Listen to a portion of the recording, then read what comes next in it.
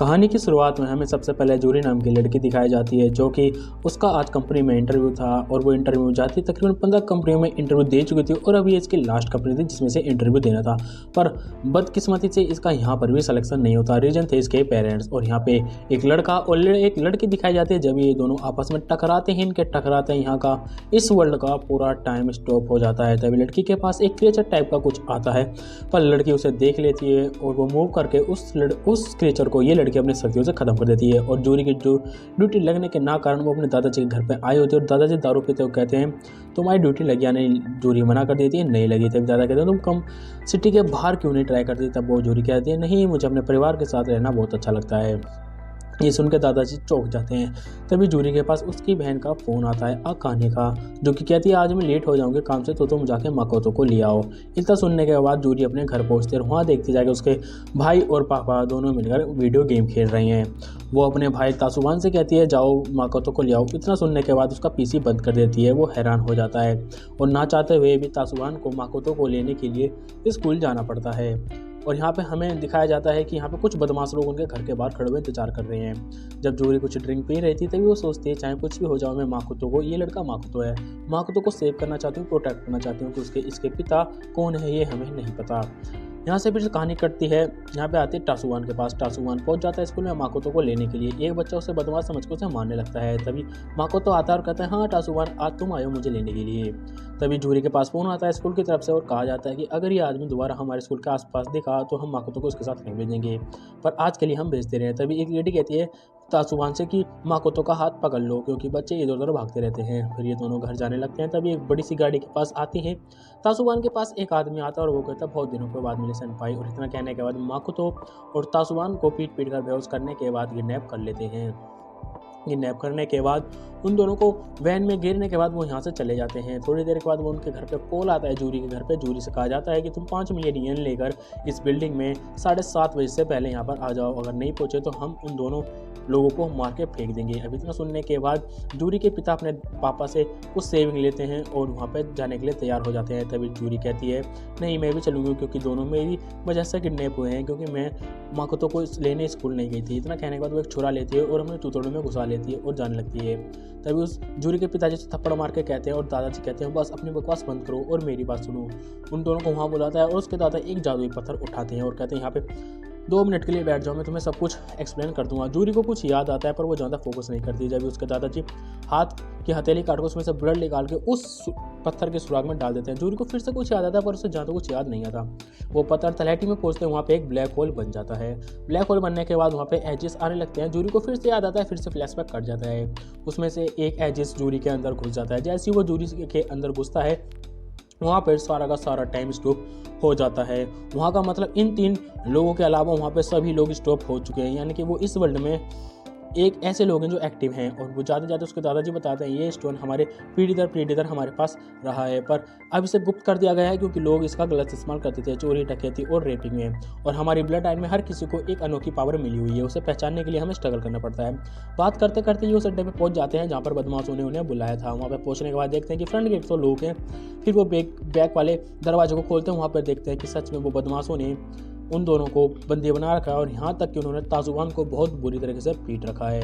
इतना होता ही उसके जूरी के ग्रैंडपा को यहाँ पे कुछ होने का एहसास होता है। तभी वो जूरी से कहते हैं जल्दी से माकोतो को लो और हम तासुबान को लेकर यहाँ से चलते हैं। और ये दोनों बाप बेटे तासुबान को उठाते हैं और वहाँ पर जूरी माकोतो को लेने के बाद यहाँ से निकलने की कोशिश करते हैं। यहाँ से भी लोग इन दोनों को लेकर जा ही रहते, तभी वहाँ पर एक्टिव लोग बहुत सारे आ जाते हैं। अब ये देख कर भाई वो तीनों लोग हैरान हो जाते हैं कैसे इम्पॉसिबल है, पर वो लोग आते ही सीधा इन पर हमला कर देते हैं, इन्हें बहुत बुरी तरह से पीटते हैं। यहाँ पर जूरी पर भी हमला होता है। यहाँ पे लगता है सबका खेल खत्म, पर नहीं।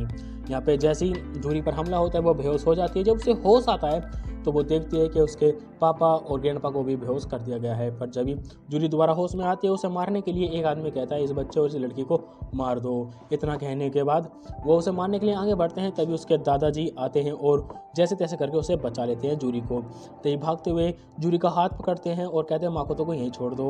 और यहीं पे एकदम से हमें एक पावर रिवील होती है कि उसके दादा को टेलीपोर्टेशन आता है। पर ये टेलीपोर्टेशन कुछ डिस्टेंस तक का होता है, मतलब ज़्यादा दूरी नहीं, बहुत कम दूरी पे होता है। अभी देखने के बाद उसका बॉस कहता है ये तो बहुत दिक्कत की बात है।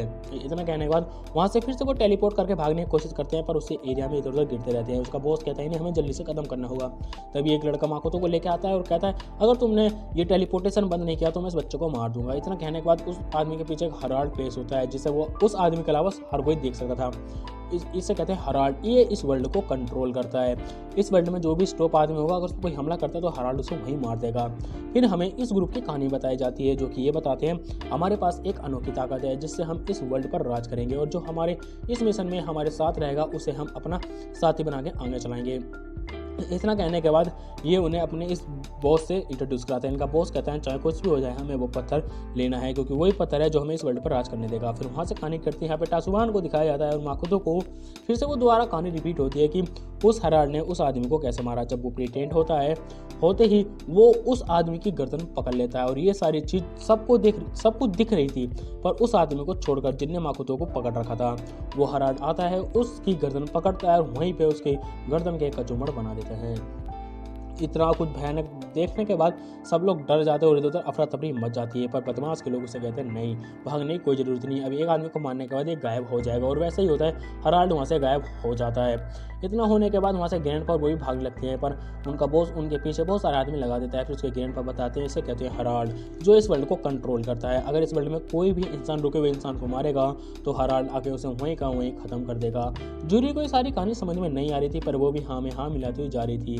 पर वो ग्रैंडपा कहते हैं हमें कैसे भी करके उन लोगों से बचकर हमें वो स्टोन हासिल करके उसे दोबारा से रिप्रेजेंट टाइम में लाना होगा, मतलब वर्तमान में। इतना कहने के बाद वो मिशन पर निकल जाते हैं और कहते हैं जूरी तुम सबसे पहले घर जाओ। और यहाँ पर हमें दिखाया जाता है जूरी के पिता को ये लोग किडनैप कर लेते हैं, और उसका बॉस कहता है हम इसे एक होस्टेज के रूप में रखेंगे, और कहते हैं माकोतो को यहीं पड़े रहने दो क्योंकि उसकी कोई वैल्यू नहीं है। इतना कहने के बाद उसके पिताजी को ले जाते हैं, और यहाँ जूरी और उसके ग्रैंड पर प्लान बनाते हैं। जूरी से कहा जाता है कि तुम घर पर जाकर सबसे पहले वो स्टोन को सुरक्षित करो, क्योंकि अगर वो इस वर्ल्ड में हराल्ड है और इस वर्ल्ड में वो बॉस है तो उस स्टोन को बचाना सबसे जरूरी है। और जब दिखाया जाता है जब हराल्ड ने उस बंदे को मारा था, उस बदमाश को मारा था, तो थोड़ी देर के बाद उसके अंदर से एजिस निकल के ये एजिस सीधे जाती है तासुबान के शरीर के अंदर। अब ये एजिस जैसी तासुबान के शरीर के अंदर घुसती है, तासुबान इस वर्ल्ड में एक्टिव हो जाता है। हमें लगता है तासुबान कुछ कमाल का करेगा, पर ऐसा नहीं होता। जब ये एक्टिव होता है तो इसे एक लड़की देख रही थी जिसका नाम है माजिमा। इसकी बहुत दुख भरी कहानी इससे मैं आगे बताऊंगा।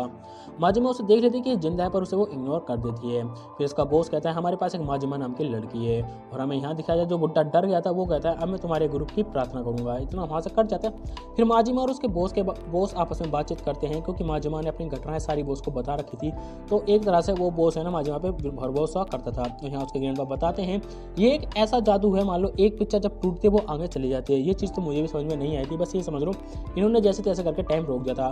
फिर वो कहते हैं जूरी तुम्हें भी कोई पावर होगी तो तुम एक बार ट्राई करो इसे हवा में उड़ाने की। तो जूरी भाई ट्राई करती है, वहाँ पे एक झूला टाइप का होता है, उसे उड़ाने की हवा में कोशिश करती है, पर वो नहीं उड़ता, और बल्कि यहाँ पे जूरी थक जाती है। तभी वो पूछते हैं ग्रैंडपा आप करके मैजिक दिखाओ।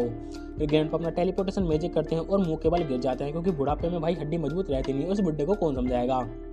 जब वो देखते हैं उसके बेटे को यानी कि जूरी के पिता को ये लोग होस्टेज बना के कहीं ले जा रहे थे, और वो जूरी को बताते हैं मुझे सबसे पहले बदमाशों के अड्डे पर जाकर वहाँ पर चेक करना होगा। और यहाँ पे बॉस बताता है कि हमें जैसे तैसे जब भी वो पत्थर मिल जाएगा हम इस वर्ल्ड पर राज करना चालू कर देंगे, चाहे कुछ भी। और हमारे ग्रुप में एक माजिमा नाम की लड़की है जो इस बारे में बहुत कुछ जानती है, क्योंकि माजिमा के बचपन में बहुत बुरी घटनाएं होती है, और माजिमा ये बताती है, माजिमा की तरफ सीन दिखाते हैं, और माजिमा कहती है मैं इस वर्ल्ड में दोबारा आ गई, यानी कि माजिमा इस वर्ल्ड में पहले भी आ चुकी थी जहाँ पे पूरा टाइम स्टॉप था। यहाँ पे तासुबान जिंदा होने के बाद वो देखता है कि यहाँ पे कोई है नहीं, सारे के सारे बदमाश चले गए। वो वहाँ से जैसे जैसे खुला के बाहर आता है, और वो देखता है कि माकोतो बाहर पड़ा हुआ है बेहोश। वो उसे CPR देता है, पर उसे उसका मतलब हृदय एक्टिव नहीं होता। वो सोचता है कि माकोतो मर गया, वो उसे गोद में उठाते हुए रोते हुए हॉस्पिटल की तरफ भागने लगता है। और यहाँ पे जो जूरी का ग्रैंडपा होता है वो बदमाशों के अड्डे पे पहुंच जाता है। वहाँ पे बॉस के रूम में जाने के बाद उसे पता चलता है यहाँ पर एक और पत्थर है, और उसका बॉस इन पर बहुत दिनों से नज़र रख रखा है। इतना होने के बाद जूरी के पास सीन दिखाया जाता है, जूरी अपने जा रही थी अपने घर में उस पत्थर को लेने के लिए। वो कहते हैं मैं इस वर्ल्ड को वापस से पहले जैसा कर दूंगी, और जाने लगती है। जब हमें दिखाया जूरी के पीछे बहुत सारे बदमाश पहले से ही पड़े हुए हैं। अब ग्रैंडपा को सारी चीज़ें समझ में आने लगी थी कि अगर इनके पास ये पत्थर है तो इसका मतलब इन्होंने हमें बहुत पहले नज़र रखी है, और हमें हो सकता है कि जूरी घर पे जाए तो उसकी जान पर खतरा हो जाए। तो इतना सोचने के बाद वहाँ से सीन कट जाता है और जूरी को दिखाया जाता है। जूरी जैसे घर पे पहुंचते है उस पर बदमाश हमला कर देता है और पहले बदमाश को नॉकआउट करने के बाद जैसे ही वो आगे बढ़ती है उसे पत्थर वहाँ दिखता नहीं है। तभी वहाँ पर बहुत से बदमाश आ जाते हैं और हमें लगता है कि यहाँ पे जूरी का खेल खत्म। और उसके ग्रैंडपा को भी लगता है, ग्रैंडपा भागकर पूरी कोशिश करते हैं अपने घर पे पहुंचकर जूरी को बचाने के लिए। पर यहाँ पे जब तक जूरी उनके शिकंजे में आ चुकी थी और यहाँ पे बहुत से लोग खड़े होकर कहते हैं कि हम जूरी से थोड़े बहुत मजे लेंगे, पर माजिमा यहाँ कुछ भी नहीं कहती और हमें यहाँ दिखाया जाता है जूरी को ये लोग मारने की पूरी कोशिश कर रहे थे। उसके हाथ पैर पकड़ लेते हो और एक बदमाश उसका गला घोंटकर उसे मारने की कोशिश कर रहा था। पर बदमाश को कुछ अजीब सा महसूस होता है क्योंकि मरने के बाद आंखें बिल्कुल सुन्न हो जाती है। उसका शरीर ठंडा भी नहीं पड़ रहा था क्योंकि मरने के बाद शरीर ठंडा पड़ जाता है और यहाँ पे कुछ उल्टा हो रहा था जूरी का, बल्कि शरीर बहुत तेजी से गर्म हो रहा था और वो झटपटा रही थी। ये तो आम आदमी बहुत जल्दी गला घोटने में मर जाता है। और जब बदमाश उसकी आंखों में ध्यान से देखता है तो उसकी आंखों में एक अजीब सा सफेदपन धीरे धीरे आने लगता है और कुछ देर के बाद उसकी जूरी की आंखें पूरी की पूरी सफेद हो जाती है। अब ये चोर देख के डर गया था कि मतलब ये क्या है। और जूरी इस वक्त अपने आप पर कंट्रोल नहीं था, यानी कि वो आउट ऑफ कंट्रोल थी। वो बदमाश के ऊपर एक हाथ मारती है जिस कारण से उस बदमाश को ज्यादा कुछ नहीं होता। हमें ऐसे लगता है कि इस बदमाश को कुछ नहीं हुआ, पर थोड़ी देर के बाद पता चलता है कि जूरी ने जो हाथ रखा था उस कारण से बदमाश की आत्मा यहाँ से निकल चुकी है, यानी कि उसका अंदर का एजिस यहाँ से निकल चुका है। ये आदमी इस वर्ल्ड में अब डेड है। अब ये माजिमा भी देख के चौंक जाते हैं कि ये क्या है, क्योंकि ये सीन उन्हें पहले भी देख रखा था।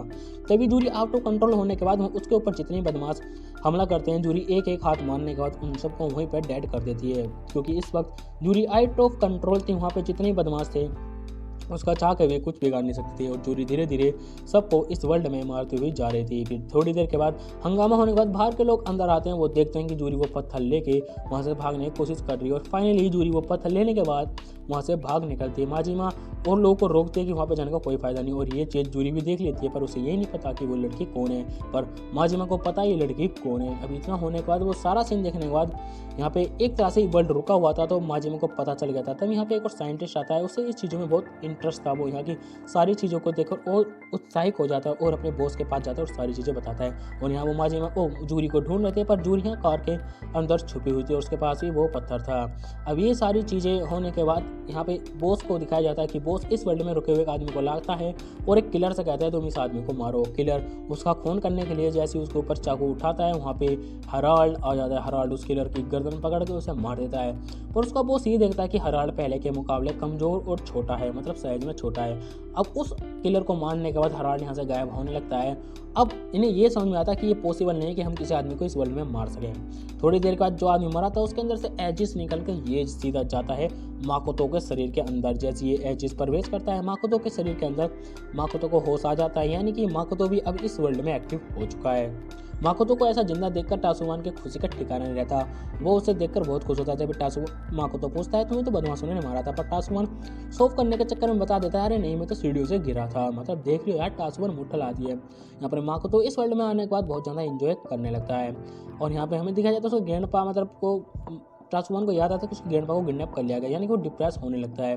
डिप्रेस होते ही उसके अंदर से एजिस निकलने लगते हैं, पर वो माकोतो का शोर शराबा सुन के उसके तरफ जाता है, जिस कारण से टासुमान के अंदर जो एजिस निकल रहे थे वो टेम्परेरी के लिए स्टॉप हो जाते हैं और यहाँ पर टासुमान गिर जाता है क्योंकि उन्होंने कुछ ज़्यादा ही मुट्ठी मार ली थी। तभी माकोतो पीछे आके उसे और डरा देता है जिससे कि उसके कमर में झटका लग जाता है। फिर खुशी के चक्कर में माकोतो को उठाता है, फिर से उसके कमर में झटका लग जाता है और फिर वो वहीं बैठ जाता है। मुट्ठल लोगों के साथ यही होता है। फिर हमें यहाँ बताया जाता है कि साइंटिस्ट ने जो वहाँ घर पर सीन देखा था वो सारा का सारा अपने बॉस को बता देता है। फिर जूरी के पिता को लाया जाता है। फिर जूरी के पिता को पत्थर के वीडियो दिखाई जाती है, पर यहाँ पर पता चलता है कि जूरी के पिता ने उसके अपने बेटे को कुछ पता ही नहीं था। अब जिस कारण से जूरी का पिता कहता है मुझे इस बारे में कोई नहीं पता। यहाँ बदमाश उसे धमकाने लगते हैं, पर बॉस कहता है अगर तुमने मुझे पत्थर ला के दे दिया तो मैं तुम्हें सारी कहानी बता दूंगा। अब यहाँ पे जिस बदमाश को रोका था माजिमा से पूछता है कि मुझे क्यों रोका, पर उस बदमाश की नज़र कहीं और पहुंच जाती है माजिमा के चूचों पर। अब ये देख के वो शर्मा जाता है और फिर उससे पूछना बंद कर देता है और हमें यहाँ शॉप में दिखाया जाता है बहुत सारे बदमाश घुसे हुए हैं, शॉप को लूट रहे हैं, ड्रिंक कर रहे हैं, मतलब इंजॉय कर रहे हैं। तभी एक लड़का कहता है अरे इंजॉय करने का मतलब ये नहीं होता। फिर वो एक पास की लड़की की कच्ची उतार देता है। अभी तो सब घिनौनापन होने के बाद उनकी नज़र पड़ती है बाहर वो जूरी जा रही थी पत्थर ले गया था। वो कहता है ये तो वही लड़की है जिसे हमारे बॉस ने हमें पकड़ने के लिए कहा है। फिर जैसे ही यहाँ पे अपोजिट साइड से आ रहे थे, एक दोनों जूरी और ग्रैंडपा मिल जाते हैं और वो समझते थे कि मतलब जूरी ने बहुत मुश्किल से अपनी जान बचा के आई है, तो वो माफ़ी मांगते हैं। पर जब भी वहाँ पे बदमाश आने लगते हैं, पहले तो बदमाश प्यार से कहता है कि जो तुम्हारे पास पत्थर है वो मेरे हवाले आराम से कर दो, मैं तुम्हें कुछ नहीं कहूँगा। और थोड़ी देर बाद वो अपने असली रूप में आ जाता है, उन पर हमला करने लगता है। पर ग्रैंडपा टेलीपोर्ट होकर दोनों की जान बचा लेते हैं। पर यहाँ पे अब बहुत सारे बदमाश आने लगे थे, तो ग्रैंडपा अपने टेलीपोर्टेशन से उसके हमलों से बार बार बचते हुए जा रहे थे। पर थोड़ी देर के बाद उसके ग्रैंडपा भी थकने लगते हैं। पर फिर ग्रैंडपा और जूरी एक गली में से भागकर उनकी नज़रों से दूर चले जाते हैं। पर ये लोग ज़्यादा दूर नहीं पहुंचते। इनको सामने खड़ा हुआ एक आदमी पर शक होता है, पर उसे वो इग्नोर करके आगे जाने लगते हैं। पर वो आदमी अचानक से एक चाकू निकालकर जूरी पर हमला करने की कोशिश करता है। और हमला होने से पहले उसके जो ग्रैंडपा थे उस आदमी को पीछे धकेल देते हैं। अब ये चीज़ देखती है कि उसके ग्रैंडपा खतरे में है, तो जूरी अपना हाथ उस आदमी के ऊपर मार देती है, जिससे उसके अंदर का एजेस निकल जाता है। यानी कि इस वर्ल्ड में ये भी अब डेड हो चुका है। अब ये पावर देख के जूरी भी हैरान थी, तो उसके ग्रैंडपा कहते हैं अच्छा तो तुम्हारे पास ये पावर है। फिर वो बताता है अब तुम्हें कुछ याद आया। फिर हमें जूरी का पास्ट दिखाया जाता है, जो कि उसका डॉग इस वर्ल्ड में स्टॉप हो चुका था। यानी कि जूरी ने पहले भी इस वर्ल्ड को रोक दिया था, पर वो अपने कुत्ते की वजह से बहुत परेशान थी। फिर उसका ग्रैंडपा कहता है चाहे कुछ भी हो जाए मैं इस वर्ल्ड को ठीक कर दूंगा। इतना कहने के बाद उसके ग्रैंडपा वहाँ से जाने लगते हैं। पर उसे याद आता है कि जूरी के बिना ये पॉसिबल नहीं है। फिर वो कहते हैं चलो जूरी मेरे साथ चलो, हम इस वर्ल्ड को पहले जैसा कर देंगे। पर जूरी गुस्से में थी, तो वो तुरंत आउट ऑफ कंट्रोल होकर अपने ग्रैंडपा के ऊपर एक हाथ मार देती है। और ये हाथ ग्रैंडपा के हाथ पर लगा था, जिस कारण से उनके हाथ की एजेस निकलने लगती है। पर यहाँ पर ग्रैंडपा जूरी के पास एक और पावर थी कि वो हद से ज़्यादा तेज भाग सकती थी। इस पावर के बारे में जूरी को भी नहीं पता था। जैसे उसके शरीर से एजेस निकलने लगते हैं ग्रैंडपा के, तो वो उस एजेस को कंट्रोल करके उसे अपने शरीर से निकलने नहीं देते और वो बेहोश हो जाते हैं। जब उन्हें होश आता है तो वो देखते हैं कि जूरी कहाँ है। फिर वो चिल्लाते चिल्लाते उधर भागते हैं कि जूरी कहाँ है, क्योंकि पूरा वर्ल्ड स्टॉप था। और भागते हुए उसे एक मोड़ पर जूरी मिली जाती है, जो कि अपने कुत्ते के साथ आराम से सो रही थी। वो अपनी जूरी को सुरक्षित देकर बहुत ज़्यादा खुश था।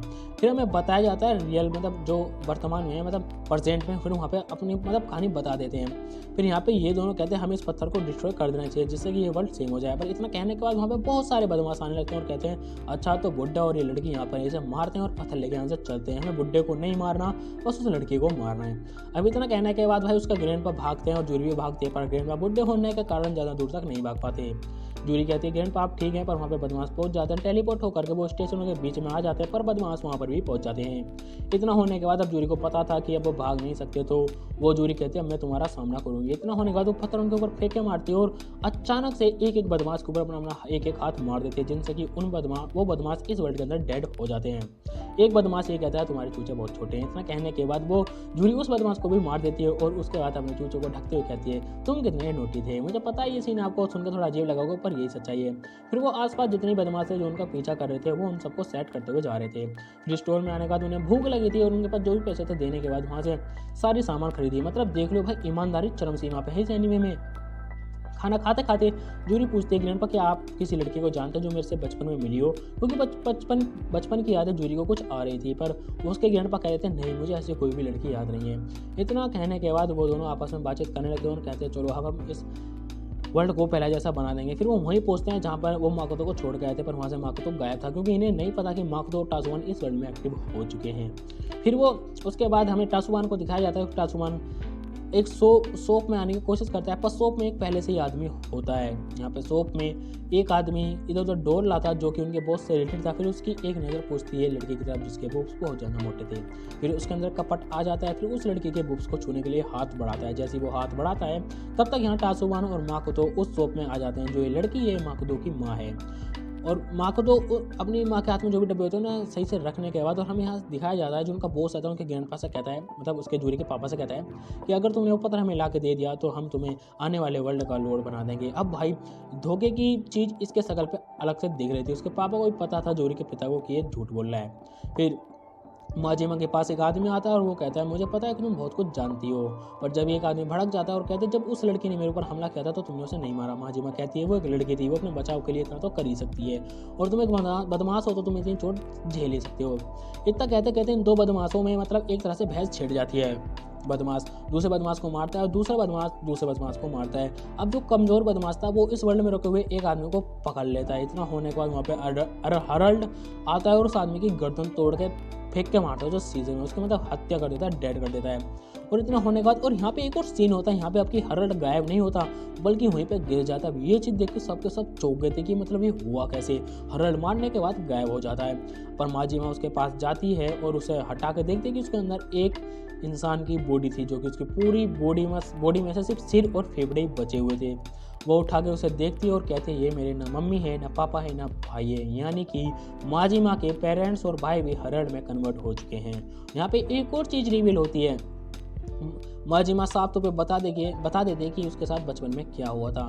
अब इसकी कहानी सुनने के लिए सब लोग तैयार थे क्योंकि इसकी कहानी में सस्पेंस भरा हुआ था।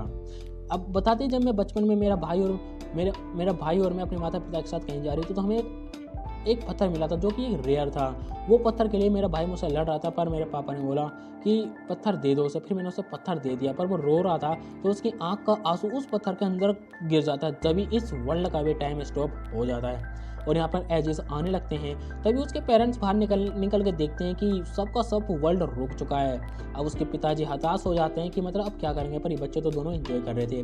उसके पिताजी को टेंशन होने लगती है कि अब क्या करेंगे और क्या नहीं करेंगे। ऐसा सोच के उसके अंदर का एजेस निकलने लगता है और धीरे धीरे उन बच्चों की आंखों के सामने उसके पिताजी ऊपर उड़ने के बाद वहीं पर गायब हो जाते हैं। यानी कि उसके पिताजी हरल्ड बन चुके हैं। और इतना अपने पति को अपनी आंखों के सामने मरता हुआ देखकर उसकी पत्नी बच्चों को गले लगाती है और कहती है बच्चों चाहे कुछ भी हो जाए तो मुझे मत छोड़ना। पर उसकी माँ भी धीरे धीरे हरल्ड में कन्वर्ट होने लगती है।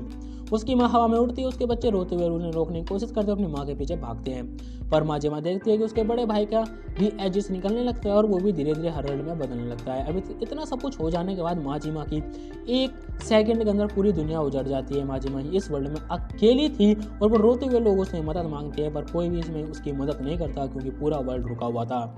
उसका भी एजेस धीरे धीरे निकलने लगता है, पर सामने से कहीं ना कहीं से जोरी आ जाती है। वो माजिमा के अंदर से एजेस निकलता हुआ देख के उसे रोकने की कोशिश करती है और वो रुक जाता है। पर वो माजिमा के अंदर से दोबारा एजेस निकलने लगता है। फिर ना चाहते हुए भी जोरी उसका एजेस उसके बॉडी के अंदर ट्रांसफ़र कर देती है। अब इतना सब कुछ बताने के बाद इसकी कहानी पर कोई भरोसा नहीं करता, पर एक बदमाश कहता है मैं तुम्हारी कहानी पर भरोसा करता हूँ और मैं तुम्हारी मदद कर सकता हूँ और उसके बदले मुझे तुम्हारी चाहिए। अब वो कहता है मुझे तुम मेरे साथ एक रात बिताओगे। अब इतना सुनने के बाद सब मतलब चौंक जाता है कि बंदा कह क्या रहा है। अब जैसे ये बोलता है तभी वहाँ पर टेलीपोर्ट होके अपने ग्रैंडपा के साथ जोरी वहाँ पर आ जाती है। आते पहले सबसे पहले उस बंदे को मारती है जिनने ये कहा था कि तुम मेरे साथ एक रात बिताओगी। अब माजिमा ये चीज़ देख के उसे कन्फर्म हो जाता है कि वही लड़की है जिसने मेरी बचपन में जान बचाई थी। अब यहाँ से माजिमा देख लेती है, तभी माजिमा के साथ एक आदमी था वो उस पर हमला करने की कोशिश करता है, पर यहाँ पे जो उसका ग्रैंडपा रहता है टेलीपोर्ट होके उस जगह पहुँच जाता है जहाँ पे उसके पिताजी को इन लोगों ने बंदी बना रखा था। और उसके जोरी के पिताजी को लगता है मुझे क्या, मुझे तो खाने से मतलब है, मैं सबको चूतिया बनाता रहूँगा। और यहाँ माजिमा और जो बदमाश था उसका पीछा करते करते है ना, ये माजिमा जोरी और उसके ग्रैंडपा का पीछा करते करते उनके पास जाते और कहते हैं मुझे तुमसे कुछ सवाल पूछने। पर माजिमा के बोलने पर जोरी कुछ भी जवाब नहीं देती क्योंकि उसे पता था अगर उन्हें कुछ बोला तो वो उनकी लोकेशन देख लेंगे। घर में आने के बाद वो देखते हैं कि वहाँ पे हरल्ड पड़ा हुआ है और यहाँ पे माकोतो और टासुवान अपने घर की तरफ जा रहे थे और उसका पीछा कर रहा था वो बुड्ढा। यहाँ पे माजिमा अपने घर से निकलते वक्त एक पर्चे पर लिख देते कि यहाँ खतरा है। पर यहाँ पे माजिमा अपने बॉस के पास पहुँचती है और उसे आधी अधूरी जानकारी देती है क्योंकि उसे नहीं पता। और यहाँ पे मतलब पता चल जाता है कि उसके बॉस को कि माजिमा कुछ ना कुछ छिपा रही है और जो माजिमा के साथ एक बदमाश था उसे भी। फिर हमें यहाँ दिखाया जाता है यहाँ पर एक और आदमी को लाया जाता है और कहा जाता है इसे मैं मारूंगा। और पर माजिमा के हिसाब से बताया गया कि अब हरल्ड मर चुका है क्योंकि घर में उसकी बॉडी पड़ी थी, तो उसके बॉस को लगता है यहाँ कोई नहीं आएगा। पर यहाँ पे एक छोटा सा हरल्ड आता है, एक बदमाश उसे लात मार के हटा देता है। पर माजिमा को लगता है कि ये उसका भाई है, पर वो गलत था। पर उस छोटे हरल्ड की बस की नहीं थी कि इन लोगों को रोक पाए कत्ल करने के लिए। जब वहाँ पे एक बड़ा सा हरल्ड आ जाता है माजिमा को लगता है ये उसकी माँ है, पर उसकी माँ नहीं थी। वो हरल्ड उस बदमाश का धड़ सिर से अलग करने के बाद फेंक देता है और धीरे धीरे वो हरल्ड गायब होने लगता है। अब यहाँ पे एक और चीज़ कंफर्म होगी कि इस वर्ल्ड में एक हरल्ड नहीं है, बहुत सारे हरल्ड है। अब इस सारी चीज़ों को देखकर माजिमा दुखी हो जाती है, उसे टेंशन दी कि क्या उसके पेरेंट्स सुरक्षित होंगे या नहीं। और यहाँ पे जोरी और ग्रैंडपा अपने पिताजी को यहाँ से ले जाने की कोशिश कर रहे थे, पर उसका पिताजी कहता है अरे मैं सबको चूतिया बना दूंगा और वो पत्थर लेकर मैं तुम्हारे पास ही आ जाऊँगा। पर उसके पापा अपने बेटे को मारते और चुपचाप वहाँ से ले जाते हैं। जब इन दोनों में बहस हो रही थी तो यहाँ पे इनकी बहस सुनने के बाद बहुत सारे बदमाश आ जाते हैं। फिर ग्रैंडपा को ना चाहते हुए भी उन दोनों को पकड़ के वहाँ से टेलीपोर्ट हो जाते हैं। माजिमा उनके पीछे जाना चाहती थी पर एक बदमाश कहता है तुम इनके पीछे जा सकती हो, मैं किसी को भी नहीं बताऊंगा। और यहाँ पे जो बुड्ढा तासुबान और माकोतो का पीछा कर रहा था वो उनसे पहले उनके घर पहुंच जाता है और सारी डेड बॉडीज को एक बाथरूम में बंद कर देता है और उस पर्चे को भी नष्ट कर देता है जो जूरी ने लिखा था कि यहाँ पर खतरा है। अब यहाँ पर तासुबान आता है और माकोतो से कहता है कि जाओ तुम अपने कपड़े चेंज कर लो, पर वो आदमी उन पर ध्यान रखता है। यहाँ पे माकोतो वो कपड़े चेंज करता है, तभी वो आदमी वहाँ से एक छुरा लेता है और माकोतो के रूम की तरफ बढ़ने लगता है।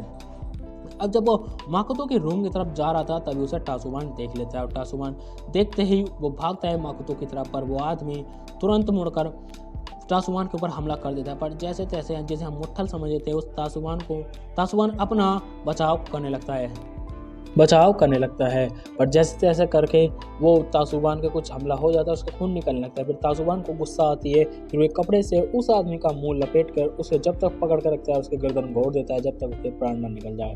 क्योंकि इस वक्त जान आ गई थी माकोतो के ऊपर, क्योंकि माकोतो से प्यार करने वाला तासुबान ये नहीं चाहता कि उसके सामने माकोतो को कोई चोट पहुंचा दे। इतना होने के बाद भाई वो उस आदमी को वहीं पर उसके दम घोट के वहीं मार डालता है, कपड़ा घसीट के और उसके गर्दन तोड़ ताड़ गया। उसे मारने के बाद यहाँ से माकोतो तो भाग जाता है पर माकोतो को ढूंढते तासुबान माकोतो चिल्लाता रहता है, पर धीरे धीरे उसके अंदर से एजेस निकलने लगता है क्योंकि उसे पछतावा हो रहा था। और यहाँ पे जूरी का पिता और जूरी के ग्रैंडपा तीनों जा रहे थे उस बॉस के अड्डे पे, तभी उनकी नज़र पड़ती है तासुबान पर। तासुबान वो लोग देखकर चौंक जाते हैं कि मतलब तासुबान के साथ ये क्या हो रहा है, क्योंकि उसके अंदर से एजेस निकलते हैं। ये चीज़ देख के सबके सब उसके पास जल्दी से पहुँचते हैं पर वो उन्हें खुद नहीं पता था कि क्या होगा। पर यहाँ पे माजिमा माकोतो को घूमते हुए देख लेती है और माजिमा यहाँ पे माकोतो को पकड़ लेती है और यहाँ पे तासुबान सिर्फ धीरे धीरे हरड़ में बदलता हुआ जा रहा था और उसे ऐसा लग रहा था कहीं तासुबान भी हरड़ में ना बदल जाए। अब इतना होने के बाद जूरी अपने ग्रैंडपा से पूछती है पर उसके ग्रैंडपा को भी कुछ नहीं पता था। तभी उसके पिताजी को कुछ ज़्यादा फिक्र होने लगती है, पर यहाँ पे उसके ग्रैंडपा अपने बेटे को दूर धकेलते हुए कहते हैं तुम यहाँ पे कुछ नहीं कर सकते, तुम यहाँ से जाओ। तभी हरल्ड बन के तासुबान ऊपर होने की कोशिश करता है, जूरी और ग्रैंडपा से पकड़ लेते हैं पर जूरी को समझ में नहीं आता। फिर जूरी उसे तासुबान को इस वर्ल्ड के अंदर डेड कर देती है, पर यहाँ पे वो धीरे धीरे देखते हैं कि तासुबान एकदम सुरक्षित है, उसकी बॉडी हरल्ड में नहीं बदली। और उसका पिता भी देखता है पर उसके जूरी के ग्रैंडपा उसे पीछे धकेल देते हैं कि हर तू क्या कर रहा है दल्ले। और यहाँ पे इन्हें कंफर्म हो जाता है कि तासुबान एकदम सही है, बस उसकी बॉडी हल्की फुल्की ट्रांसफॉर्म हुई थी बल्कि वो नहीं हुई थी। और यहाँ पे उसके बॉस को दिखाया जाता है बदमाशों के, जो कि उसके अंदर खुद एक हरल्ड पैदा हो रहा था, वो मेडिटेशन कर रहा था। इसका मेडिटेशन बड़ा ही डीमन से रिलेटेड था। और यहाँ पे तासुबान एक तरह से सुरक्षित था। तभी माजिमा जूरी के सामने आती है और कहती है अगर तुम माकोतो को सुरक्षित देखना चाहती हो तो मेरे साथ चलो और मेरे सवालों के जवाब दो। इतना कहने के बाद ना चाहते हुए भी उन्हें जाना पड़ता है। यहाँ पे जाते जाते माजिमा अपने पेरेंट्स की, अपने भाई की और अपने पिताजी की कहानी बताती है, पर जूरी को उसकी कहानी कुछ झूठी लगती है। मतलब एक तरह से जूरी उसकी कहानी पर यकीन नहीं करती है, बहस छिड़ जाती है। पर उसके ग्रैंडपा को पता था कि ये माजिमा कहीं ना कहीं तो सही बोल रही है। फिर वो अपने बेटे को चुप कराते हुए जूरी को समझाते हुए कहते हैं हमें इसकी बात माननी चाहिए।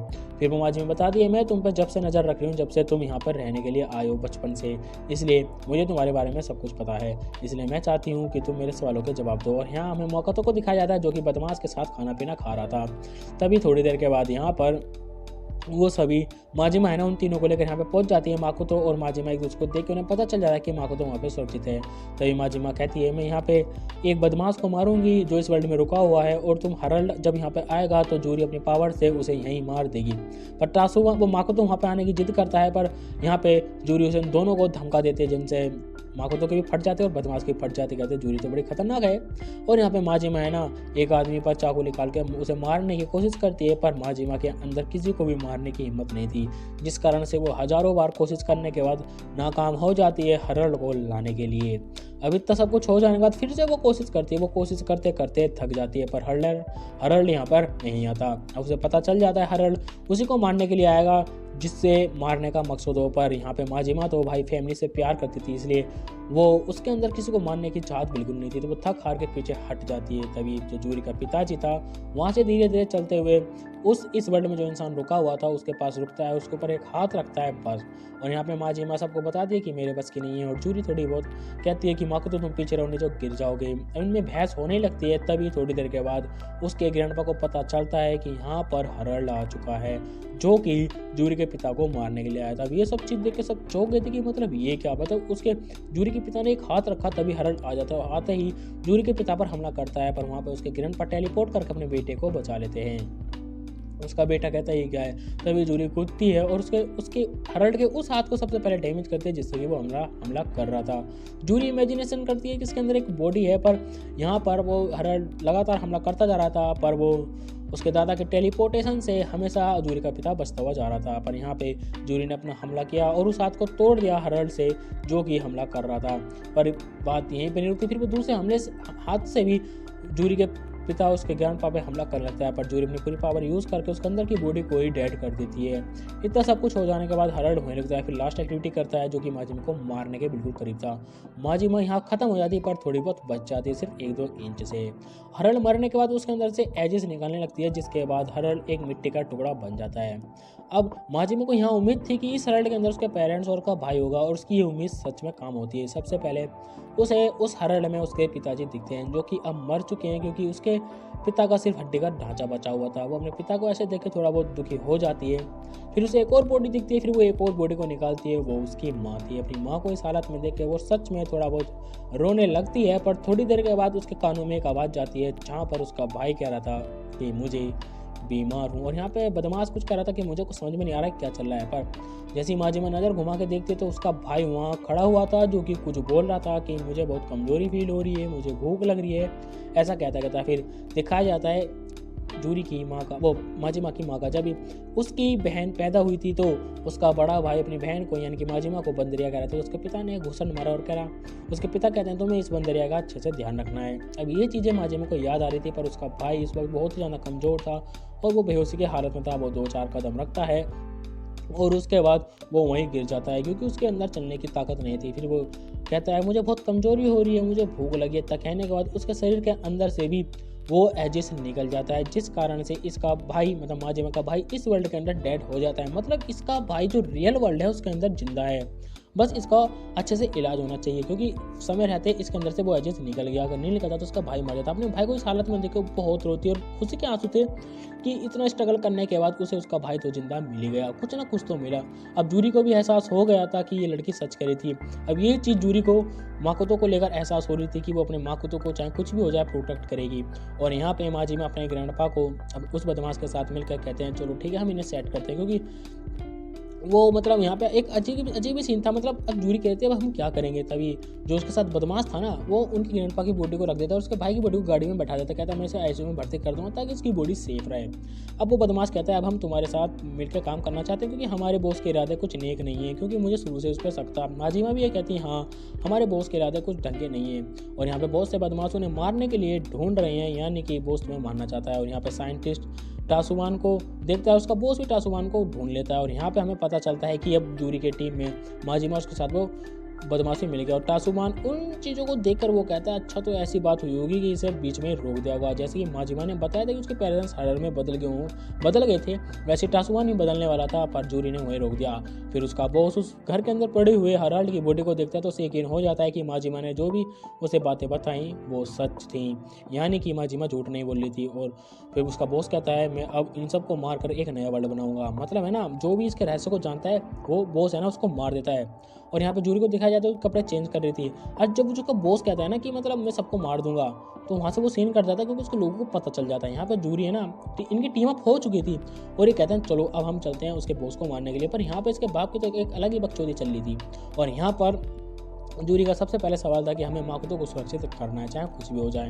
यहाँ पे ये लोग प्लान बनाते हैं कि उसके बॉस को मारने के बाद ये वर्ल्ड पूरा सही हो जाएगा, पर उनकी सोच गलत थी। आगे देखते रहिए।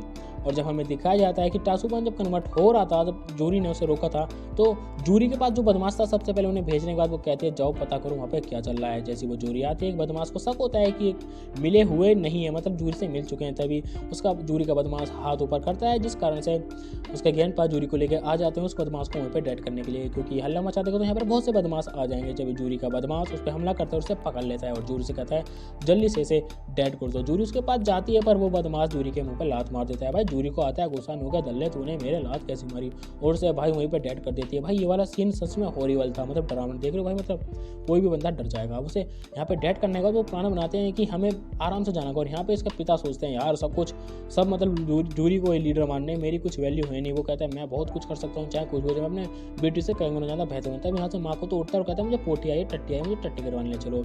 और यहाँ पे दो बदमाश को पता नहीं भाई कहाँ से दिमाग मिल जाता है, वो पता नहीं यार इनका एक अलग ही लेवल है। वो सोचता है कि यहाँ पे पत्थर है, मतलब इस बदमाश को ऐसा लगता है यहाँ कहीं आसपास पत्थर है, और वो पेड़ पे चढ़ कर देखता है सच में भाई जूरी का छिपा हुआ पत्थर उसे मिल जाता है। अब ये सीन बहुत बहुत चक्का था। और जो बॉस था वो ये सारी चीज़ें देख के एनालिस कर रहा था कि मतलब हराल्ड इंसान ही होते हैं, ह्यूमन ही होते हैं। उससे पता चल जाता है कि मुझे जल्दी से अपना प्लान पे सक्सेसफुल होना होगा। पर जब उसे पता चलता है कि उनके एक सदस्य ने वो पत्थर ढूंढ लिया, पर इन सारे सदस्यों को अपने बॉस का जो सपना था वो पता था कि ये हम सबको मार के ये अकेला इस दुनिया का भगवान बनना चाहता है, एक नया वर्ल्ड बनाना चाहता है जिसमें सिर्फ एजेस रहे इंसान नहीं। अब ये चीज़ें इन सभी बदमाशों को पता चल जाती है, तो सभी बदमाश उसके बॉस के दुश्मन बन जाते हैं। और एक बदमाश जिसके हाथ में पत्थर था वो चाकू लेके अपने बॉस के ऊपर हमला कर देता है, क्योंकि वो जानता है अगर ये जिंदा रहा तो पूरी दुनिया खत्म हो जाएगी। तभी उसके बॉस के अंदर से एजेस निकलने लगते हैं, क्योंकि ये खुद एक हाल्फ हेराल्ड है, मतलब इसके अंदर एक हेराल्ड जितनी ताकत है। अभी देखने के बाद वो बेझिझक जो जिसका हाथ में पत्थर था वो भाग कर अपने बॉस के ऊपर हमला कर देता है। पर उसका बॉस इस समय बहुत ज़्यादा ताकतवर था। अब जैसे ही उस पर हमला किया जाता है उसके खून भी नहीं निकलता। ये चीज़ बहुत ही चौंकाने वाली थी। जैसे कि अब ये लड़का भागकर इसके ऊपर चाकू से हमला करेगा, और इसका हमला बेवकूफ़ होता है क्योंकि उसके बॉस के बिल्कुल भी खून नहीं निकलता, और वो उसे वहीं मार डालता है। जब दूर से लड़के को पकड़ कर उसका धड़ सिर से अलग कर देता है। अब ये बड़ा डिस्कस्टिंग सीन था, मतलब खून खराबा कुछ ज़्यादा ही होता है। यहाँ पे इसका बॉस का सिंपल सा टारगेट था कि यहाँ पे जितने भी लोग खड़े हैं वो सबको धीरे धीरे करके मार देगा। साइंटिस्ट को भी पता था कि उसका बॉस गलत कर रहा है, उसके गलत सपने हैं। तभी एक चोर यहाँ से भागने की कोशिश करता है, पर उसका बॉस एक चाकू से इन दोनों की छाती वहीं पे चीरे डालता है। मतलब यार देख रहे हो जिन्होंने इसका साथ दिया। अब इतना शोर शराबा होने के बाद जूरी वहाँ पे जाके थोड़ी सर्चिंग करना चाहती, तो ये सब लोग वहाँ पे भाग के जाके देखने लगते हैं। पर यहाँ पे जैसे एक उनका बॉस एक सदस्य को पकड़ कर कहता है कि तुम इस आदमी को मार दो। जैसे ही वो आदमी तासुमान को मारने के लिए जाता है, जूरी आके उस आदमी को वहीं पे डेड कर देती है। और यहाँ पर ये चीज़ उनका बॉस भी मतलब सेंस नहीं कर पाता कि कोई भाग के आ रहा है। पर जब भी उसका बॉस जूरी को कंट्रोल करने की कोशिश करता है, पर उसके ग्रैंड पर यहाँ से जूरी को टेलीपोर्ट करके यहाँ से बचा के ले जाते हैं। मतलब टेलीपोर्ट का शॉर्ट टर्म का है, पर सच में भाई उसके ग्रैंड का टेलीपोर्टेशन सच में बड़ा बेहतरीन है। और यहाँ पे वो झाड़ियों में आकर छुप जाते हैं। जब तासुमान को लेकर यहाँ से चले जाते हैं, उन्हें जूरी को पता था कि कुछ वो तासुमान को नहीं करेंगे। और यहाँ जूरी के पिताजी को दिखाया जाता है जो माकोतो को लैट्रिन बाथरूम करा के ला रहे थे। तभी माकोतो को सीन बन जाता है कि मुझे वीडियो गेम दिलाओ। फिर वो उसे वीडियो गेम दिलाने के लिए चले जाते हैं। और यहाँ पे जूरी और उसके ग्रैंड पर यहाँ पे भाग कर माजिमा के पास आते हैं और सारी सिचुएशन बताते हैं। और यहाँ पे जो साइंटिस्ट था वो देखता है कि उसका बॉस कुछ ज़्यादा ही प्रोटीन से भरी हुई चीज़ें खा रहे हैं। अभी ये सारी चीज़ें देख के उसका साइंटिस्ट को पता पड़ता है कि अगर इसे समय प्रोटीन नहीं मिला तो ये बड़ा होकर फट जाएगा, और अगर इसे समय समय प्रोटीन मिलता रहा तो सच में एक मॉन्स्टर बन जाएगा। अब इतना होने के बाद यहाँ पे जूरी पहुंचती है एक शोरूम में, क्योंकि इसी शोरूम के मतलब एक स्टाफ में किचन में ये लोग थे। अब यहाँ पे इसकी बॉडी को ट्रांसफॉर्म होने लगता है। जो उनकी बॉस थे उन्होंने कुछ ज़्यादा प्रोटीन ले लिया था जिससे उसकी बॉडी ट्रांसफॉर्म होने लगती है। अब ये अपनी फुल बॉडी में आ गया था और कहता है चलो अब हम इस दुनिया पर राज करने के लिए राजी हैं, चलो अब आतंक फैलाते एक नई दुनिया का निर्माण करते हैं। अब ये सारी बातें सुनकर साइंटिस्ट को शक होता है। तभी उसका बॉस कहता है जाओ नीचे कोई है उसे पकड़ के लाओ। अब वो साइंटिस्ट उसकी बात को भाई टाल नहीं सकता था। तभी वो देखता है कि माजिमा है नीचे। माजिमा कहती है हमारे बॉस के इरादे सही नहीं है, वो इस वर्ल्ड को ख़त्म करके अपनी एक अलग दुनिया बनाना चाहता है जिसमें सिर्फ हादसे और बेदर्दी होगी। और यहाँ पे माकोतो को वीडियो गेम दिला देता है, पर उसका पिता पैसे वैसे के नाम पर बस पैसे रखता है और वहाँ से उठा के दोबारा पैसे भाग जाता है। पर उसके पिता के दिमाग में गले की बात चली थी कि मतलब यार इसकी वैल्यू क्यों नहीं है।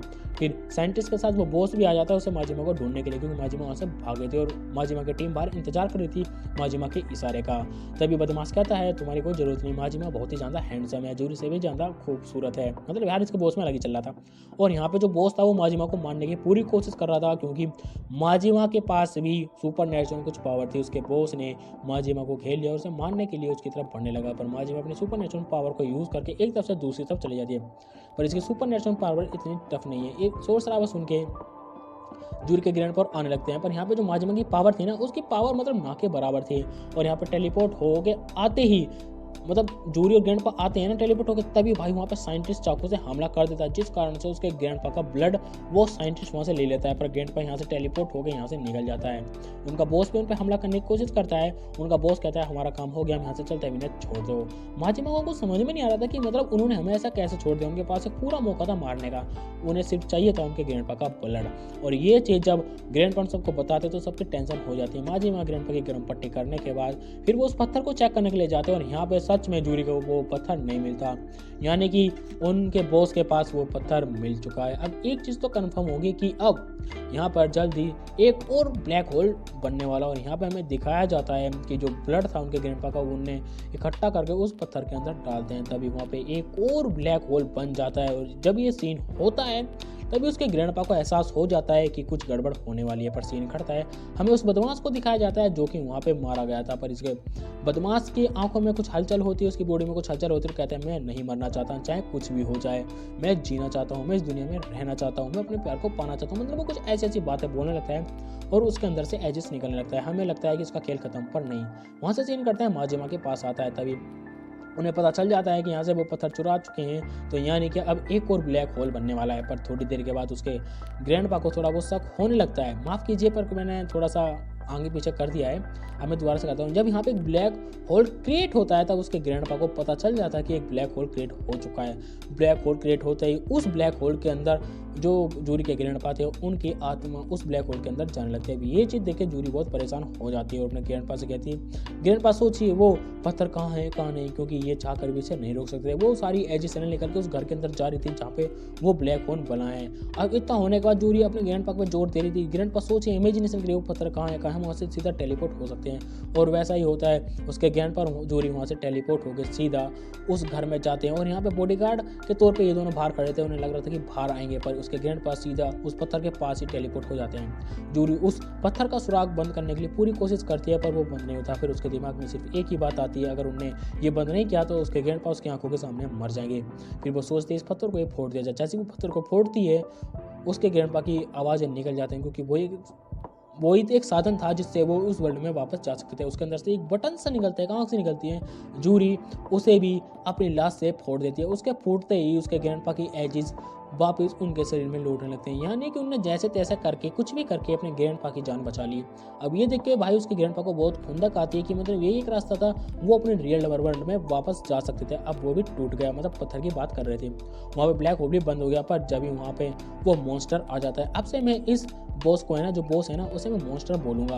यहाँ पे उसके ग्रैंडपा को भाई बहुत गुस्सा आ रहा था क्योंकि पत्थर टूट गया था। मॉन्स्टर आते ही इन दोनों पर हमला कर देता है, पर दादा के टेलीपोर्टेशन से ये बच जाते हैं। फिर से मॉन्स्टर को हमला करता है, पर यहाँ पे साइंटिस्ट के ऊपर वो इस बार हमला करता है, क्योंकि उसके बॉस को पता था कि साइंटिस्ट मुझे धोखा दे रहा है। और ऐसे ही होता है। फिर है ना, जो उसका ग्रैंडपा था वो साइंटिस्ट और जूरी को सबको टेलीपोर्ट करके उस जगह ले आते हैं जहाँ से शुरू में टेलीपोर्ट हुए थे। अब यहाँ पे साइंटिस्ट को अपने साथ देके वो दूसरा वाला बदमाश और ग्रैंडपा से मारने की कोशिश करते हैं, क्योंकि ग्रैंडपा को इस बात का गुस्सा था कि वो पत्थर नष्ट हो गया, हम कभी भी अपने वर्ल्ड में वापस नहीं लौट सकते। ये चीज़ उसे बहुत दुख दे रही थी, वो चाह कर भी उसे कुछ नहीं बोल सकता। पर यहाँ पे जूरी कहती है मैं अपने अंदर का एजेस नहीं निकाल सकती, यानी कि मैं इस वर्ल्ड को दोबारा से कन्वर्ट कर सकती हूँ। ये बात तो मुझे भी समझ में नहीं आई थी कि जूरी ने क्यों बोला था। पर यहाँ पे माकोतो जब वो अपना गिफ्ट लेके जा रहा था उसे कुछ आवाज़ें सुनाई दे रही थी, और हमें दिखाया जाता है जिससे उसके बॉस ने यानी कि मॉन्स्टर ने मारा है, वो खुद एक मॉन्स्टर में बन रहा था। और यहाँ पर उसके जो बॉस था यानी कि मॉन्स्टर था, वो उसे पता चलता है कि उसे साइंटिस्ट का इरादा था उसे शुरू से धोखा देना। और यहाँ पर साइंटिस्ट उसके बॉस के बारे में यानी कि उस मॉन्स्टर के बारे में सारी की सारी जानकारी देता है कि उन्हें कैसे हर हाल पर एक्सपेरिमेंट किए और कैसे वो इस वर्ल्ड पर राज करना चाहता है, सिर्फ दरिंदगी और एक तरह से हत्या का मतलब हत्या करके इस वर्ल्ड पर राज करना चाहता है। और उसे अगर प्रोटीन मिलता रहे तो उसका शरीर सही रहेगा, अगर प्रोटीन नहीं मिला तो उसका शरीर नष्ट हो जाएगा। और यहाँ उस मॉन्स्टर को दिखाया जाता है जो कि बहुत सारी एजेस इकट्ठे करके उन लोगों को ढूंढ रहा होता है। और यहाँ पर उसके बॉस को उनकी लोकेशन मिल जाती है, ये टेलीपोर्ट नहीं कर सकता तो वहाँ से धीरे धीरे चलता हुआ उनके पास पहुँच रहा था और एक समय तक उनके इलाके में पहुंच जाता है। फिर ये लोग टीम अप करके बताते हैं कि अगर उनने इस वर्ल्ड पर राज किया तो हमारी आर्मी वार में कुछ नहीं हो सकती, यानी कि वो पूरी दुनिया को तबाह कर देगा। अभी इन सब में ये बातें हो ही रहती, पर उसके गेम पर कुछ बोल ही नहीं रहे थे। पर माकोतो को जैसे आवाज़ सुनाई देती है, पर यहाँ पे उसके बाप की तो अलग ही चुल चल रही थी कि मैं अपने बच्चों के लिए सब कुछ कर दूँ, सब कुछ। भाई तो नॉर्मल सी बात है, हर कोई सोचता है। और ये सोचने का तो उसके पिताजी अपने आप को हीरो समझते हुए आगे बढ़ने की कोशिश करते हैं। पर जैसे ही आगे बढ़ते हैं वहाँ पे वो देखते हैं कि वहाँ पे एक बहुत बड़ा मॉन्स्टर है, जिसकी आवाज़ माकोतो को सुनाई दी गई थी। जैसे वो मॉन्स्टर को देखते हैं उसके पता नहीं कहाँ से जोश आ जाता है और एक वो लकड़ उठाते हैं और उस मॉन्स्टर पर हमला कर देते हैं, क्योंकि उनके साथ माकोतो था और माकोतो को सुरक्षा करने की पहली प्रायोरिटी थी उसके ग्रैंडपा के। पर वो मॉन्स्टर उसके ग्रैंडपा को मतलब माकोतो के ग्रैंडपा को भाई एक हिट मारते मतलब हाथ मारते बहुत दूर गिरता है जाके। अब शोर शराबा सुन के जाते हैं भाई भाग के, और जैसे माकोतो के ग्रैंडपा को पकड़ लेते हैं, माकोतो अपनी पावर को यूज़ करके कहता है कि तुम इसे छोड़ दो। इतना कहने के बाद ही मोस्टर उसके माकोतो के ग्रैंडपा को छोड़ देता है। अब ये चीज़ देख के भाई मतलब देख के ना सबसे पहले ना जो माकोतो का ग्रैंडपा था माकोतो को लेकर वहाँ से भागता है, पर माकोतो कहता है तुम वहीं रुक जाओ, मोस्टर वहीं रुक जाता है। और ये चीज़ें है ना सब कुछ देख लेते हैं, मतलब जूरी को भी पता थी, ग्रैंडपा को भी पता चल गया था कि मतलब माकोतो को यार कंट्रोल कर कौन रहा है। जब एक बदमाश कहता है क्या ये बुढ़ा आदमी इस मोस्टर को कंट्रोल कर रहा है, पर जूरी को पता था ये ऐसा इम्पॉसिबल है, क्योंकि उसका बाप शुरू से ही चूतिया था। उसका बाप भी सोफ करने के लिए कहता है हाँ मैं ही इस मोस्टर को कंट्रोल कर रहा था, पर ऐसा कुछ नहीं होता। सबको उस पर शक था। फिर से वो उस मोस्टर को ऑर्डर देता है सबको दिखाने के लिए, पर उससे पहले वो माकोतो को थोड़ी पट्टी पड़ा देता है कि मैं जैसे जैसे बोलूँ इशारा करूँ तुम वैसे कर देना। माकोतो कहता है ठीक है। जैसे वो कहता है उस पहाड़ पर चढ़ो, मतलब उस बिल्डिंग पर चढ़ो, तो भाई वो मोस्टर उसी बिल्डिंग पर चढ़ जाता है। पर यहाँ पर उसके माकोतो के ग्रैंडपा कहते हैं तुम चुप रहना, बस तुम मेरे इशारा का इंतजार करना, और माकोतो भी वैसा ही करता है क्योंकि वो बच्चा था। फिर थोड़ी देर के बाद है ना उसका जो माकोतो का ग्रैंडपा था वो उस मॉन्स्टर को वहाँ पर अपने पास वापस बुलाता है। अब ये सारी चीज़ें देखकर उसका माकोतो का ग्रैंडपा बहुत खुश हो रहा था और कहता है जूरी से कि अब सारी चीज़ें मुझ पे छोड़ दो, क्योंकि लीडर का काम होता है सबको कंट्रोल करना। फिर वो मॉन्स्टर को दोबारा से वापस बुला लेता है। पर माकोतो को पावर ऐसी थी कि वो मतलब किसी को नहीं पता था कि असल में माकोतो उस मॉन्स्टर को कंट्रोल करना है। और उसका पिता सोव करने के चक्कर में, लीडरशिप हासिल करने के चक्कर में वो अपने आप को बताता है कि मैं इस मॉन्स्टर को कंट्रोल कर रहा हूँ। और यहाँ पे जूरी का पिता अपने आप को इस सब का मास्टर करने के लिए कहता है कि सब कुछ मैं ही कंट्रोल करूँगा, तुमको सिर्फ इंतजार करना है और माकोतो की सुरक्षा करना है। तभी जूरी कहते हैं हमें माकोतो की सुरक्षा का पहला ध्यान रखना चाहिए। तभी उसका बाप कहता है कि नहीं, माकोतो को मेरे पास छोड़ दे, ये मॉन्स्टर मेरे साथ रहेगा तो माकोतो को बिल्कुल भी कुछ नहीं होगा। इतना कहने के बाद उसका पिता मैनिपुलेट कर लेता है और यहाँ पे उस मॉन्स्टर को दिखाया जाता है जो कि घरों में घुस कर वहाँ पे प्रोटीन वाली चीज़ें खा रहा था और यहाँ पर मेडिटेशन कर रहा था। तभी उसे अंदाजा होता है कि उसकी तरफ कोई बढ़ रहा है, और जैसे वो मुड़ के देखता है उसे लगता है कि उसे कोई घूर रहा है, और वो घूर रहा था माकोतो मतलब दूर तक भी देख सकता है, उसके पास एक और पावर है। तो वो अपने ग्रैंडपा को बताता है, ग्रैंडपा सबको अलर्ट करता है कि यहीं पर रुक जाओ क्योंकि वो मॉन्स्टर यहीं कहीं है। अब इतना कहने के बाद उसका ग्रैंडपा को लगता है कि अब वो लीडरशिप हासिल कर लेगा। वो माकोतो को कहने के अनुसार जाता है। माजिमा को शक होता है पर माजिमा कुछ बोलती नहीं है। और यहाँ पे भी बॉस को उस मॉन्स्टर को पता चल जाता है कि उसे घेर लिया गया है, क्योंकि उसके चारों तरफ से जूरी और जूरी के ग्रैंडपा उनके जितने भी साथी थे सब के सब वहाँ पे आसपास आ चुके थे अपने हथियार और अपने पास जो भी सामान होता है मारने के लिए उसे लेकर। अब इतना होने के बाद उसके दादाजी टेलीपोर्ट करके जाते हैं और माकोतो जिस मॉन्स्टर को कंट्रोल कर रहा था उससे उस मॉन्स्टर पर हमला करवाता है, पर वो मॉन्स्टर बहुत ज़्यादा ताकतवर था, उसके हमले से बच जाता है और वो मॉन्स्टर माकोतो के मॉन्स्टर को उठाकर फेंक देता है। यहाँ पर माकोतो बिल्कुल कंट्रोल कर लेता है। माजिमा को फिर से शक होता है पर माजिमा कुछ कहती नहीं है। यहाँ पे इन दोनों के बीच भीषण लड़ाई चल रही थी और यहाँ पर जूरी जैसे उसे डेड करने की कोशिश करती है, पर वहाँ पर उसके ग्रैंडपा के उसे बचा लेते हैं क्योंकि वहाँ पे वो उस पर हमला करने वाला था। तभी एक बॉल आती है, वो बॉल को बीच में से काट देता है क्योंकि ये बॉल चला रहे थे दूर बैठे हुए माजिमा के बदमाश, मतलब साइंटिस्ट और बदमाश। इतना होने के बाद बहुत सारी बॉल वहाँ पे जाकर रुक जाती हैं। तभी माकोतो अपने मॉन्स्टर से उन सारी बॉल को स्ट्राइक करता है, जिससे स्ट्राइक होने पर बॉल बहुत तेजी से उस मॉन्स्टर के पास लगती है जाकर। जब मॉन्स्टर उनके टीममेट पर हमला कर देता है और उन्हें एक तरह से वहाँ से भगा देता है, तभी मॉन्स्टर उस मॉन्स्टर को उठाकर वहाँ से फेंक देता है और ऐसा लगता है यहाँ पर उसका खेल खत्म, पर नहीं, वो जो मॉन्स्टर होता है दूसरे मॉन्स्टर का वार रोक लेता है और कहता है तुम मुझे इतनी आसानी से नहीं मार सकते। जब जूरी जाती है उसे इस वर्ल्ड में डेड करने के लिए, पर वो उन तीनों को उठाकर फेंक देता है और उसे पता चल जाता है कि माकोतो उस मॉन्स्टर को कंट्रोल कर रहा है। जब भाग के जाता है जूरी का पिता बीच में आ जाता है और वो उसे मारने वाला था, तभी माजिमा चाकू लेकर उस मॉन्स्टर के ऊपर हमला कर देती है, पर उसके इस हमले से माजिमा को वो मॉन्स्टर को कुछ नहीं होता, बल्कि माजिमा का वो एक हाथ तोड़ देता है। तभी उसे लगता है कि जूरी उसे फिर से डेड करने के लिए आ रही है। माजिमा उसे रोकने के चक्कर में उसके पैर में चाकू गड़ा के मुँह पे मोड़ देती है और दूसरा मॉन्स्टर उसे पकड़ लेता है। तभी माजिमा फिर से कोशिश करती है भागकर जाकर उसे डेड करने की, पर उससे पहले उसके शरीर में कुछ परिवर्तन होने लगता है। वो बहुत ज़्यादा मोटा हो जाता है और एक तरह से वो फट जाता है। ये सब देख के सब लोग हैरान थे कि इसके साथ हो क्या रहा है। जैसे वो वहाँ पे ब्लास्ट करता है हर जगह धूल धूल हो जाती है। अब इसका रीज़न ये था उसे समय पर प्रोटीन नहीं मिल रहा था, जिस कारण से वो वहाँ पर एक तरह से ब्लास्ट होकर कुपोषित हो जाता है। अभी ये मौका देखकर जूरी कोशिश करती है उसे डेड करने की, पर वो इस समय बहुत ज़्यादा ताकतवर था। पर जब भी उसे प्रोटीन की ज़रूरत थी वो जाता है माकोतो के मॉन्स्टर के पास और उसे बीच में से चीर कर उसके अंदर का जितना ब्लड होता है वो सारा का सारा वो ब्लड अंदर मुँह घुसा के सारा का सारा उसका ब्लड पी जाता है। ये सीन बहुत ही डिस्गस्टिंग था, पर भाई बहुत ही मतलब घिनौना था, तो इसे मैंने एक्सप्लेन नहीं किया। माकोतो के पेट में दर्द होने लगता है। माकोतो बताता है उस मॉन्स्टर को नुकसान पहुंचने से उससे दर्द हो रहा है। तभी यहाँ पे जूरी फिर से भाग के उसे डेड करने की कोशिश करती है, पर वो मॉन्स्टर उसे लात मारकर साइड कर देता है।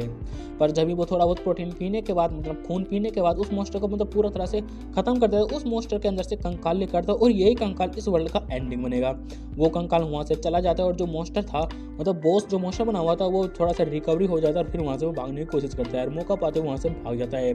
यहाँ पे जूरी और उसके ग्रैंडपा उसका पीछा करते करते उसे एक कमरे में घेर लेते हैं, पर यहाँ पर उस मॉन्स्टर का बॉस कहता है कि मैं मरने से पहले तुम्हें कुछ बताऊंगा कि मैं इस वर्ल्ड को क्यों नफरत करता हूँ और इसे क्यों चेंज करना चाहता हूँ। जूरी उसकी बात सुनने से मना करती है, पर ग्रैंडपा कहते हैं हमें इसकी एक बात तो सुन लेनी चाहिए कि आखिर क्या वजह थी जो ये ऐसा बन गया। फिर वो अपनी कहानी बताना शुरू करता है, पर फिर से उसके ग्रैंडपा का मूड बदल जाता है और कहता है हमें इसे मार देना चाहिए। पर वो मॉन्स्टर कहता है मुझे मार देना, पर मेरी कुछ बातें तुम भी जान लो, इस वर्ल्ड से मुझे इतनी नफरत क्यों है। इतना कहने के बाद वहाँ पर बैठ कर फिर वो अपनी कहानी उन्हें सुनाने लगता है। कहता है जब मैं छोटा था मेरे पिताजी एक डोजो चलाया करते थे जहाँ पर हम एक ईश्वर की प्रार्थना करते थे, मतलब पूजा करते थे।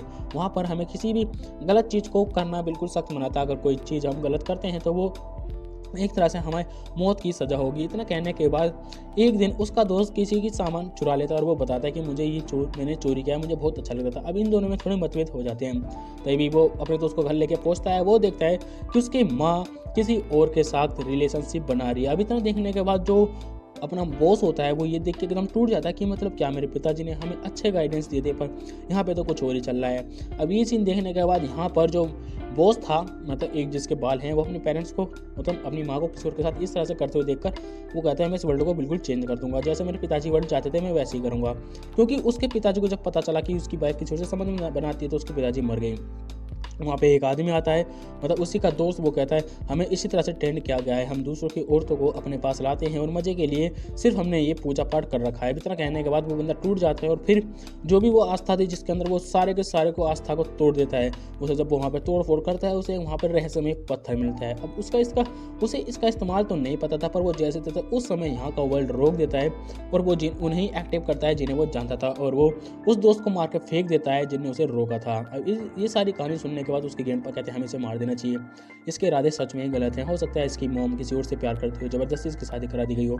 वो भीख मांगता है कि इस मॉन्स्टर को यहाँ पे खत्म कर दिया जाए। यहाँ पर वो मॉन्स्टर उठता है और यहाँ पे उसे मारने के लिए आता है जूरी को, पर जूरी उससे पहले उस पर हमला करके उसका अंदर का जो एजिस होता है उसे बाहर निकालने की कोशिश करती है। पर जैसे तैसे पहले बार में वो मॉन्स्टर नहीं मरता, जूरी उस पर दोबारा से हमला करती है और यहाँ पर उसका एजिस फिर भी नहीं निकलता। फिर जूरी कहती है मैं इसकी गर्दन अलग कर दूंगी। तभी उसके ग्रैंडपा कहते हैं तुम अपने हाथ गंदे मत करो, लाओ मैं इसे मार दूंगा।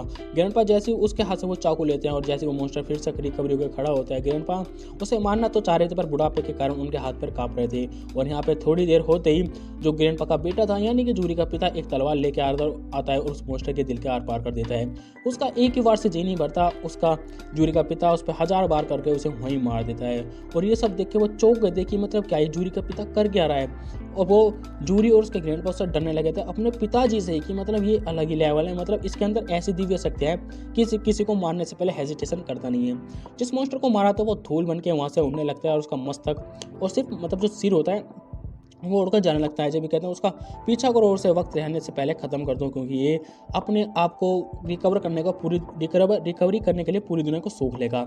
सोखते सोखते जब ये उसके पास पहुंचते हैं तो इसके फेफड़े बन चुके थे, बल्कि वहाँ से सिर्फ ये मस्तक लेके आया था। ये धीरे धीरे पूरी दुनिया का जो पोषण होता है उन्हें ना अपने एक वायर से ना कंट्रोल करता है। पर यहाँ उसके पिताजी की उंगली कट जाती है क्योंकि वो उस वायर को काटने की कोशिश करते हैं। मतलब अंदाजा लगा लो ये वायर बहुत ही ज़्यादा मजबूत थे। फिर वो जूरी अपने पिता को इसी वर्ल्ड में डेड कर देती है क्योंकि उसे पता है अगर ज़्यादा खून निकला तो उसके पिताजी मर सकते हैं। वो धीरे धीरे इमोशनल रिकवरी करने लगता है। अब इन सब की टेंशन बढ़ जाती है कि इसे आखिरकार कैसे मारे। उसके पिताजी तो भाई इस वर्ल्ड में डेड हो चुके थे तो उसे हॉस्पिटल के सामने बैठा के चले आते हैं। फिर वो बताते हैं कि अगर ये रिकवरी हो गया तो एक बहुत जाइंट हॉरर बन जाएगा, क्योंकि माजिमा ये बताती है, क्योंकि माजिमा ने देखा था और माजिमा ये भी बताती है कि ये इस वर्ल्ड का पूरा पोषण लेने के बाद एक हरड़ में कन्वर्ट हो जाएगा।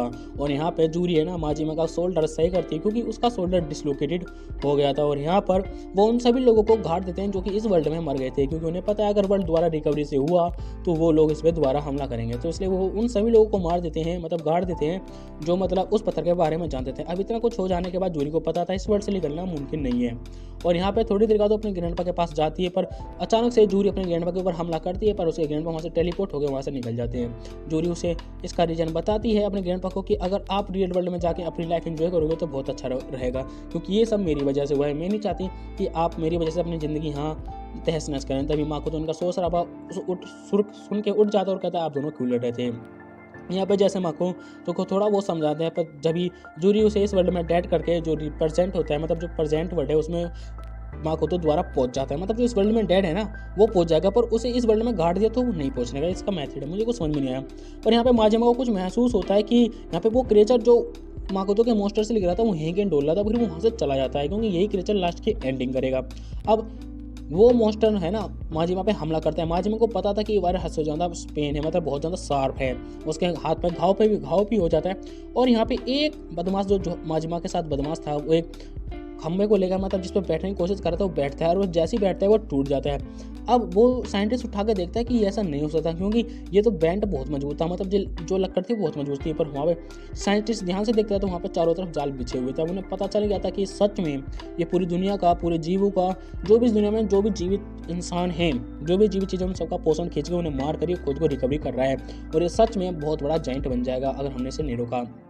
माजिमा कहती है सब लोग दूर रहो, पर माजिमा को बचाने के लिए बदमाश जाने की कोशिश करता है, पर वायर से वो बच जाता है, बस उसका गला कटरे से बच जाता है। समझिए उसका वायर कितना ज़्यादा है, क्योंकि लोहे को भी काट दिया था।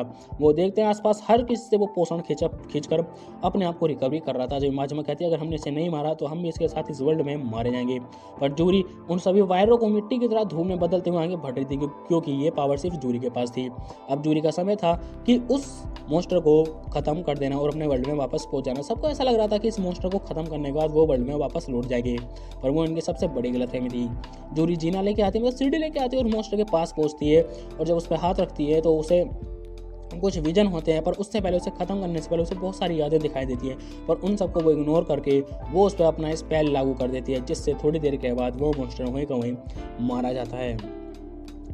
उसे बहुत सारे विजन दिखते हैं रोकने के लिए, पर यहाँ पे अपनी जूरी नहीं रुकती और अपना स्पेल एक्टिव करके उस मॉन्स्टर को मार देती है। जब वो मरता है तो वो देखते हैं कि अब ये मॉन्स्टर खत्म हो चुका है, पर बात यहीं खत्म नहीं होती। उस मॉन्स्टर के अंदर से एक बच्चा निकलता है। अब ये चीज़ बहुत ही ज़्यादा रहस्यमय थी, क्योंकि उसका शरीर रिकवरी हो भी नहीं पाया था, बल्कि उन्हें एक बच्चा को बनाने के लिए पूरा पोषण इकट्ठा कर लिया था इतना। फिर जूरी उस बच्चे को निकालती है, वो बच्चा रोता नहीं है, यानी कि वो डेड है, जूरी ये समझती है। और उसके ग्रैंडपा उस बच्चे को लेते हैं और उसके पीठ पर 2-3 हाथ मारते हैं उल्टा करके, तो बच्चा रोने लगता है। यानी कि ये वही बॉस है जिनने इस वर्ल्ड में तबाही मचाई थी, वो बच्चे के रूप में आया है। सबको लगता है इसकी याददाश्त जा चुकी होगी, और ऐसा ही होता है। यहाँ पे उस बच्चे की केयर करते हैं और सोचते हैं कि ये बड़ा हो जाएगा। जब साइंटिस्ट बताता है कि जब भी हर्ट बनता है तो उसकी पहली वाली याददाश्त चली जाती है, और ये उसके डीएनए के कारण होती है, क्योंकि हर एक बच्चे में एक नया डीएनए होता है। अब उसकी इस बात से सब राजी हो जाते हैं और वो डिसाइड करते हैं कि वो इस बच्चे को पालेंगे।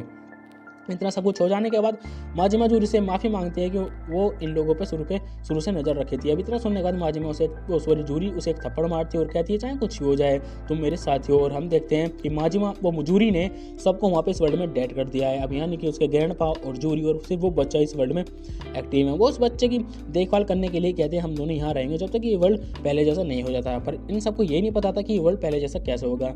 ये यहाँ पे धीरे धीरे एक दिन करके बिताने लगते हैं, पर ये पूरे वर्ल्ड में अकेले होने के कारण होने लगते हैं।